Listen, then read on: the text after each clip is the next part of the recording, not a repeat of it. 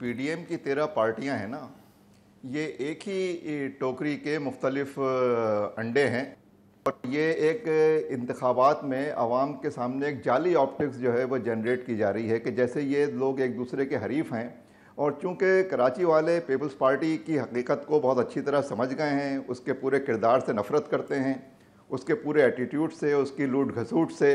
जो जुल्म सितम उसने कराची के अवाम पर ढाया है वो कराची वालों की नज़रों में तो बिल्कुल बेनकाब है। कराची पीपल्स पार्टी के सामने खम ठोंक कर खड़ा हो गया है। इसलिए ये पीडीएम की पार्टियां एक नूरा कुश्ती और एक लाशों की सियासत के ज़रिए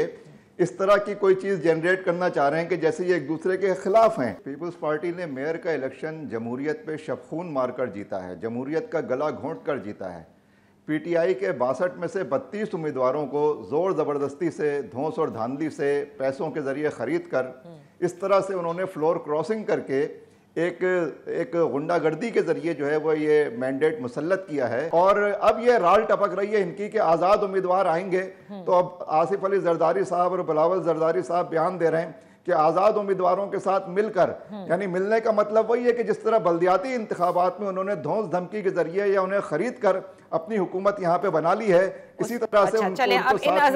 साथ में अपनी हुकूमत बनाएंगे। मैं सिंध के अवाम का सबसे बड़ा दुश्मन इसी जागीरदार तबके को और पीपल्स पार्टी को समझता हूँ। कराची दुश्मनी का जहाँ तक मसला है वो ये है कि कराची का जितना इस्तेहसाल इस पीपल्स पार्टी ने किया है, ना इस शहर को अभी तक पानी दे सके। 15 साल से हुकूमत में है, 70 से मुसलसल मुख्तलिफ अदवार में है, ना पानी मिल सका, ना बिजली मिल सका, ना गैस के प्रॉपर जो है डिस्ट्रीब्यूट जो सिस्टम काम कर रहा है, ना सर छुपाने की जगह किसी को दी है, ना हॉस्पिटल्स दिए हैं, ना इलाज का सामान है, कुछ भी नहीं दिया है सिवाय लूट घसूट के, सिवाय लूट मार के इस शहर कराची के साथ कुछ भी नहीं किया। जितने जीने के बुनियादी हुकूक हैं उनमें से कोई एक चीज़ ऐसी नहीं है, बल्कि ये लाड़काना को कराची बनाते तो हमें खुशी होती, लेकिन अफसोस इस बात पर होता है कि कराची को लाड़काना बनाने चले हुए हैं।